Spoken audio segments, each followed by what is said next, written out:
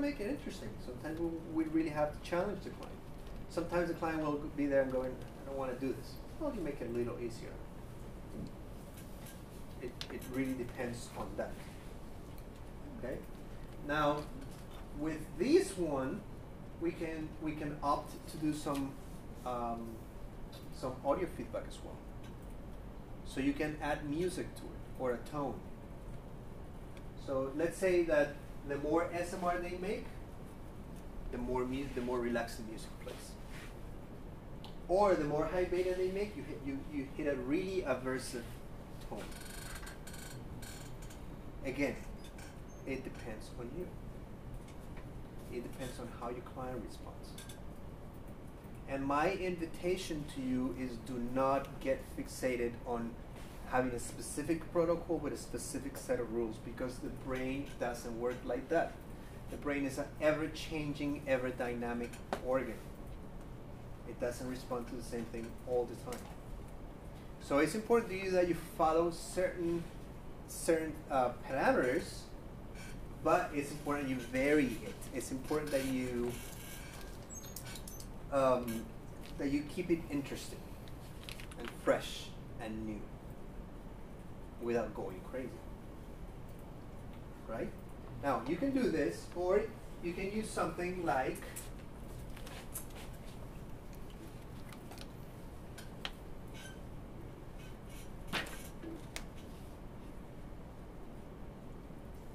that. And this is, for instance, this is using points. So if they meet certain criteria, you get more points. And you don't need to have that many bars. You can use one bar and the points next to it. All right. Why do I use so many bars? Because I want to look at what's going on in every single band range. But that's a preference thing for me. Some clients will go see all those bars and go, oh my gosh, what is all that? And they get overwhelmed. Right. This is a screen that I created for that purpose. And the more they do it a certain way, they get more points. And they get tone. Right? Or you could do something very simple like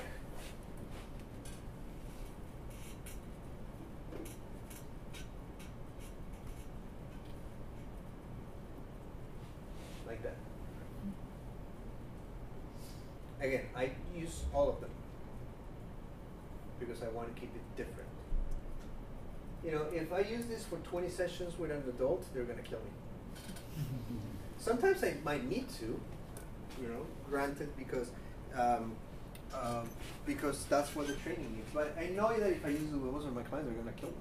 I'm never going to come back. I mean, I myself went through 20 sessions of the green ball.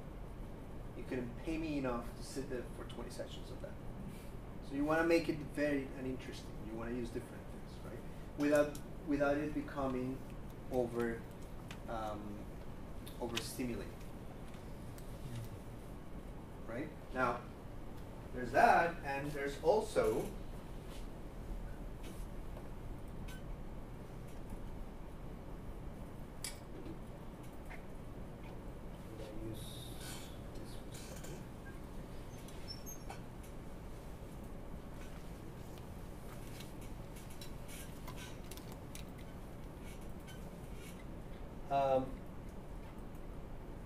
anybody want to come try a video game?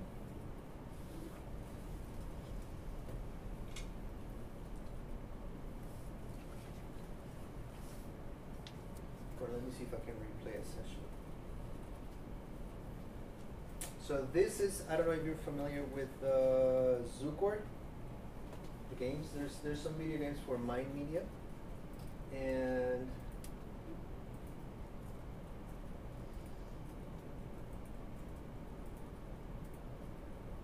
this is a very neat video game, and you can use this for 100 sessions in a row, and people never get tired of it. And you can use it for different things, for SMR type training, beta type training. So it's for demo.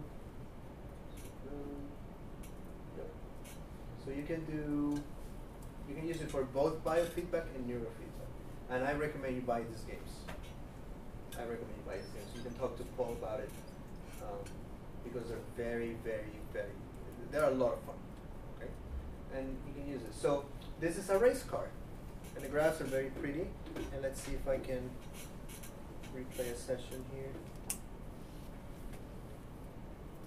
So we're gonna go next, and you can go solo, you can do a duel, you can do a chase. We're gonna go race, and you can choose different options here. And let's go with this one. So the client is just seeing that, and as you can see on the screen, you're controlling a different thing. So that's for 2 screen training. And in essence, the more relaxed and the more focused, the faster the car goes. And it's going to crash against other cars, and it's going to do everything. What's the idea? Be focused and be relaxed. And then use the same parameters. For instance, for this game, what I do is I don't use threshold training. I just let the client go with their ability to move. I make it challenging, sometimes I make it easy.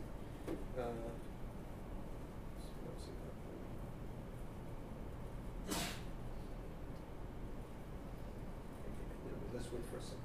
So in that regard, there you go. So that's the card right there. See that? This is a beautiful game. The graphs are very pretty. And these are the bars. This is the theta bar. You can leave it there or you can hide it. This is your high beta bar, which you can leave or you can hide it. And this is your SMR, which you can leave or you can hide it. And you have the info, the score is here, the position they are, the speed they have the rear view mirror where they can see the cars coming behind. All of those settings you can change and modify. And I use this a lot. Clients, both kids and adults, like it. And it's got 25 different tracks with different levels. I could use this forever, and it works very well with the clients, But again, I don't use it all the time because it gets very. So, for instance, the client's making it's making too much theta, so the car's slowing down. So I'm gonna make it a little easier for them.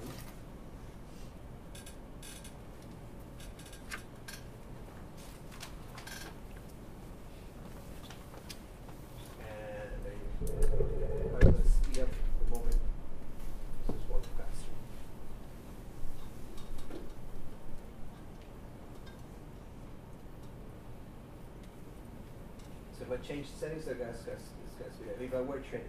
So you get scored. Now on this game you have different cars, and you can set up the options. So when they score, for every 10,000 points they score, they get a new car.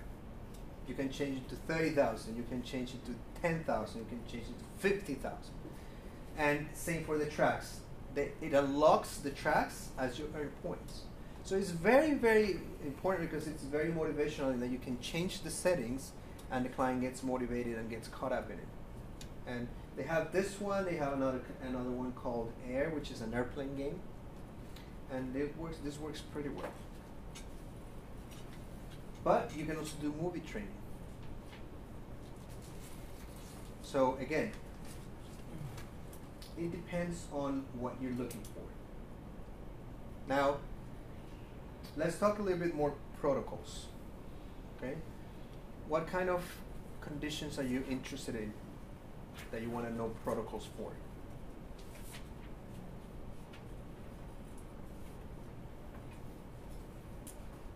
Any kind of protocol that you're interested in for yourself and your practices?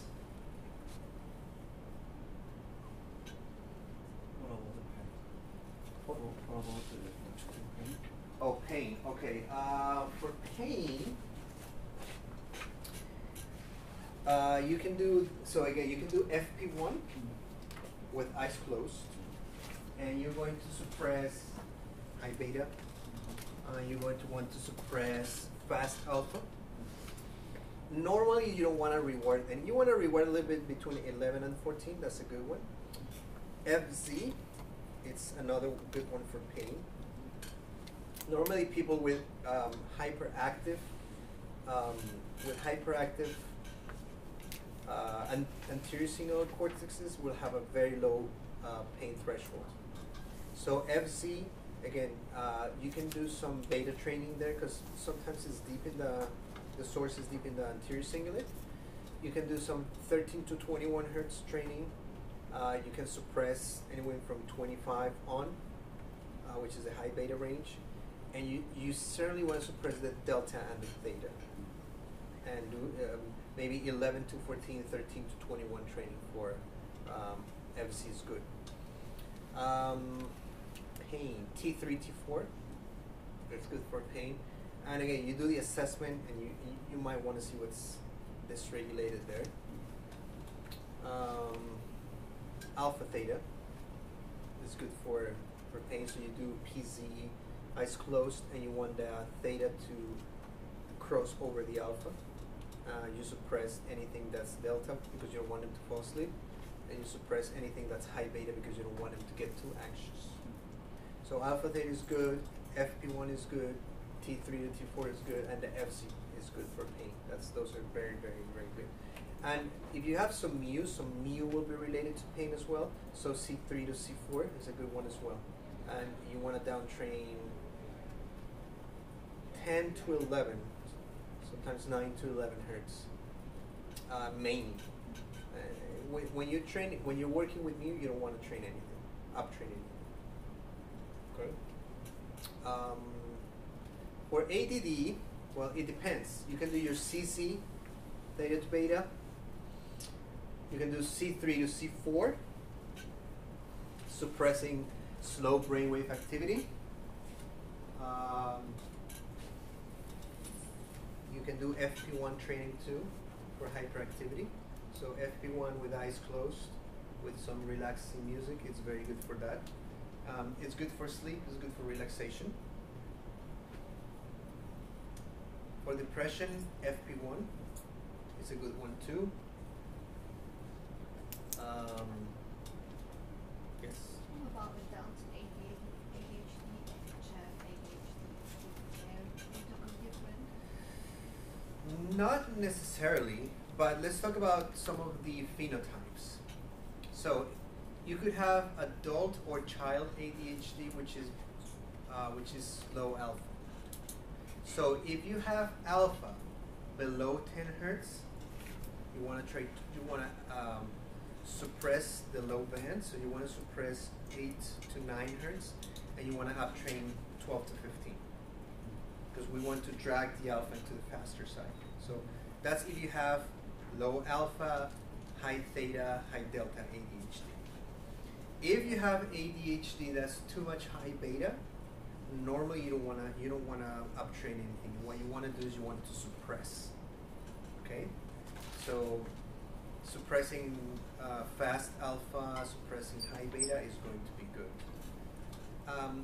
For the ADHD that has mu, remember, if you're training CZ or C3 and C4 and it's not working, you might want to consider suppressing on that, because it might be mu that's present. And the only way to know is if you have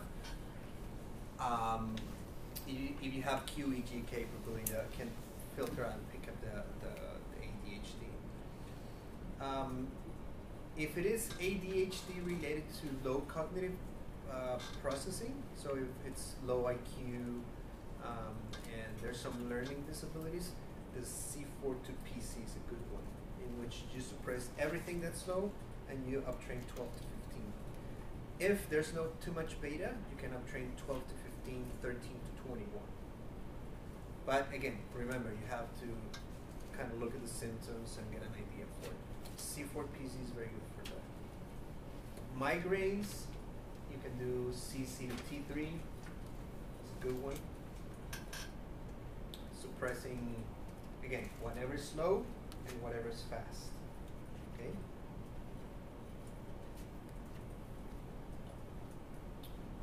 Let's see.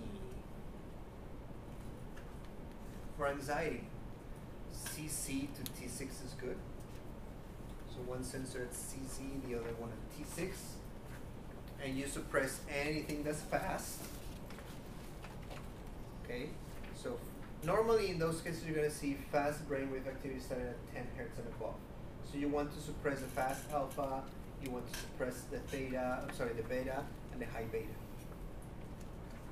Okay. Sometimes you can do SMR type training, and you can do 11 to 14. But again, see if it is working. If it is not working, do a suppress only protocol for those cases. For anxiety, anxiety PC training is good too. So you can do PC with the eyes open and you suppress high beta, anything that's fast, 10 and above, and you can do some 11 to 14 training. But you can do it with eyes closed too, and that helps to achieve more self-regulation, and it helps to achieve more self-regulation and better sleep too.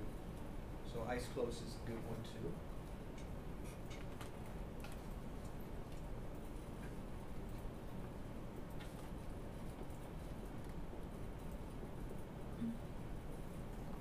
Any other thing? Sleep. CZ training, SCC, SMR training is very good for sleep. So you suppress high beta, theta, you do SMR training, or you can do PC type training for that with eyes closed.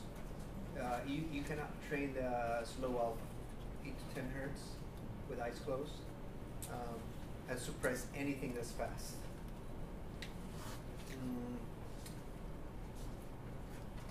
A good way of knowing if the client has a sleeping disorder, if you don't have EEG, is to, if the client sits down and he falls asleep very quickly, you have them close their eyes. If they fall asleep before 2 minutes, it's very likely they have a sleeping disorder. So you ask the client, okay, go ahead and sit down, and I'm going to record. And if the moment they sit down, they start snoozing, it's probably a sleeping disorder. At which point you need to refer to a polysomnogram sleep study.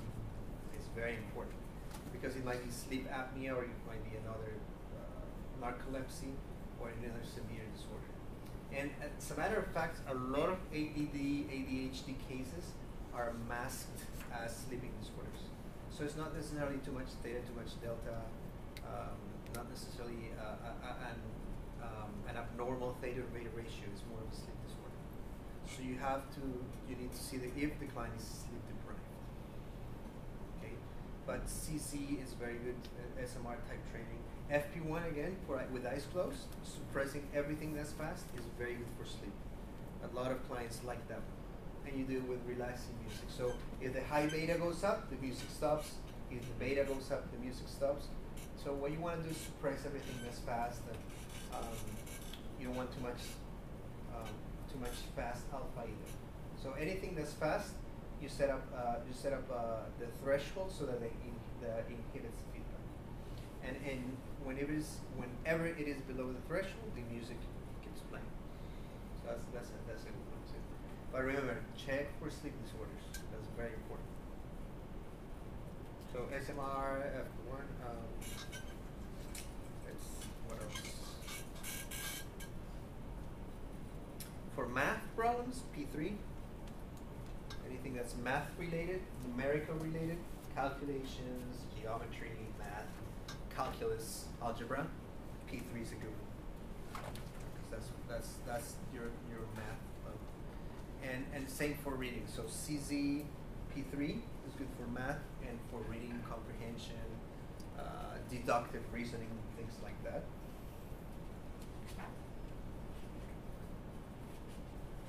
Now,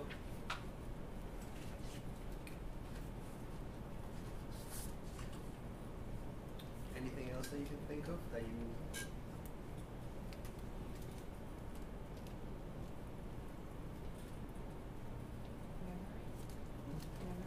Oh, memory is a good one. If it is a verbal memory, T5, CC to T5 is a good one. Normally you will see a lot of clients who forget everything and anything. It's probably T5. So that's the client who you tell, I want you to go to the supermarket and buy a few things, and the moment they get up, they go, I forgot. So very short-term memory. T5 is very good. And you usually see a lot of slowing, a lot of slow alpha and theta, So CZ T5, suppressing everything that's slow, rewarding 12 to 15, 13 to 21 hertz is good. Make sure that when you reward 13 to 21, you're not creating anxiety. If the client gets anxious, drop that and just go with 12 to 15. If the client is a little too anxious, go to 11 to 14, which is also good. So for memory, T5, T6 is good for memory too, and especially memory that's related to poor emotional regulation. But T5 is really good for memory. That's a big one right there. So it's the client who forgets everything. It's the client that you tell them to do one thing and they do a completely different thing. It's the kid that's losing, their pencils and their pens, and they lose the uniform, and they misplace the homework. Or the client who forgets where they put their cell phone, their car keys. T5 is a good one.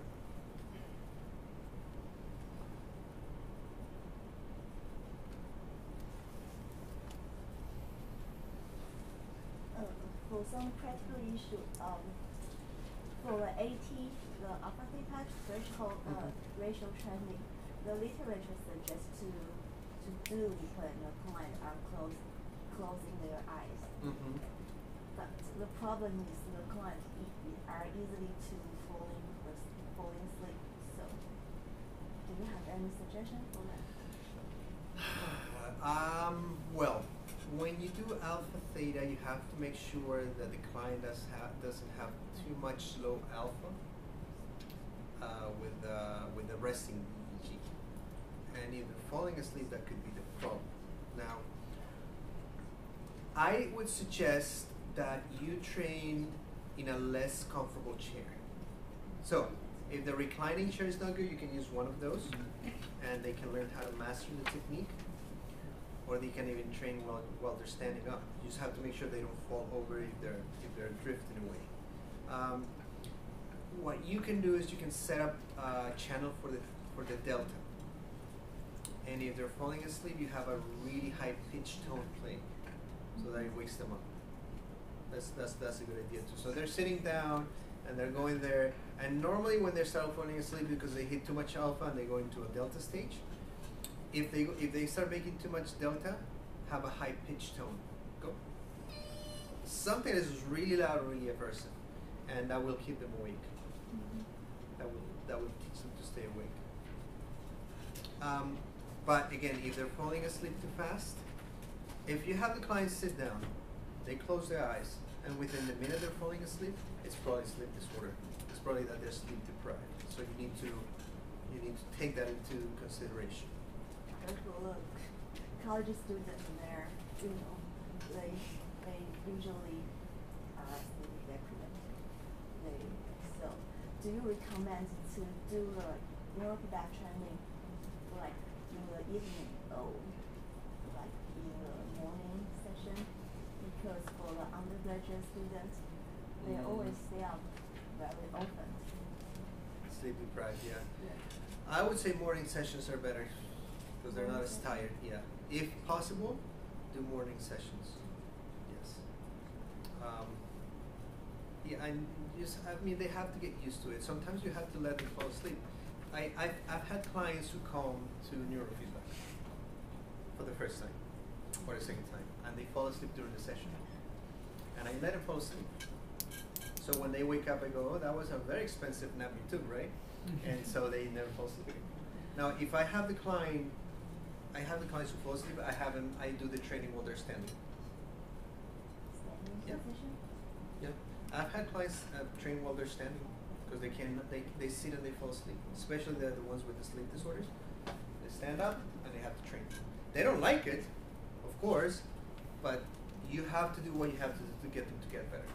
And a lot of them get the idea and they go, no, I don't want to stand. So when they sit down, they do anything within their power not to fall asleep. But sometimes you have to have clients stand up, or kids, because they fall asleep there. So the other good option is you can get one of those physical therapy balls, those big ones, and they can sit there, and they have to bounce up and down, so they have to keep their balance and they have to keep their focus. And I use that more now than in the reclining chair. And because I combine it with exercise, I have them bounce on the wall and juggle things. I do 2 minutes of neurofeedback to 3 minutes of neurofeedback. When they eat something, they hydrate, and I have them for 2 minutes doing bouncing and doing exercises and jumping and stretching, and then we do the neurofeedback again. So those balls are not a bad idea because it's good for their posture, it's good for their muscles, and they don't fall asleep that easily. Because if they fall asleep, they're gonna fall down. And they're gonna hit the floor hard. So the moment they feel it drifting away, they go back and stay away. And that's a very good choice. I mean, it works very well. People really like it. I mean, the reclining chair is good, but a lot of the clients come in very tired and very stressed, and they're gonna fall asleep. So with the reclining chair, they actually do that. Now, and I want to show you real quick something that I do with kids too. That I don't know if with the scope of your practice you can do, but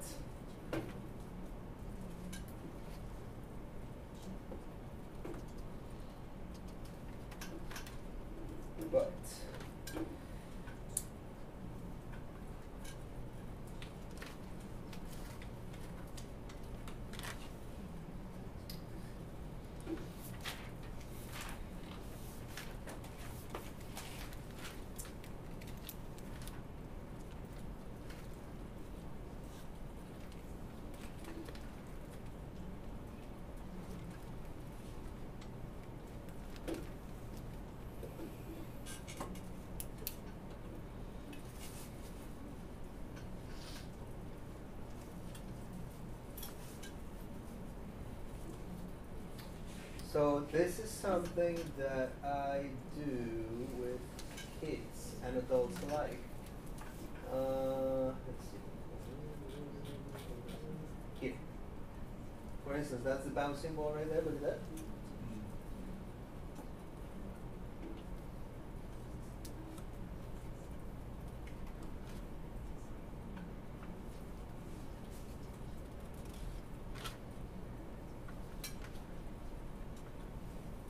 And that's actually a professional golfer. And if you can see he's sitting there. So he's working on his posture and he's doing the game. And that works wonders. And that's a professional golfer with sleep disorder. So if I put him in the reclining chair, I'm going to lose him within the first minute or two. He's going to fall asleep. So he's doing that. Now, this one, for instance, I do exercises like this while the kids do neurofeedback. So for instance, this little guy, he comes and does 10 minutes of neurofeedback. We do 10 minutes of neurofeedback, and then we do 2 minutes or 5 minutes of this.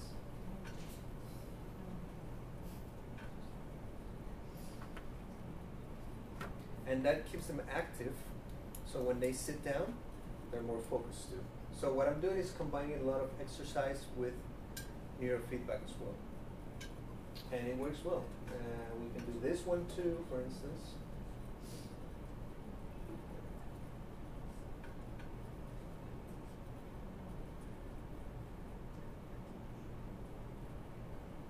And I do it with kids and adults. As long as the adult doesn't have a medical condition that prevents them, like like a back problem or an injury. And I clear that with the doctor. I have the doctor prescribe those exercises for them. And we just do it there, so the doctor is supervising. And it's good because it works on their proprioception, their balance, and the brain is getting the benefits from it. So that's from neurofeedback too.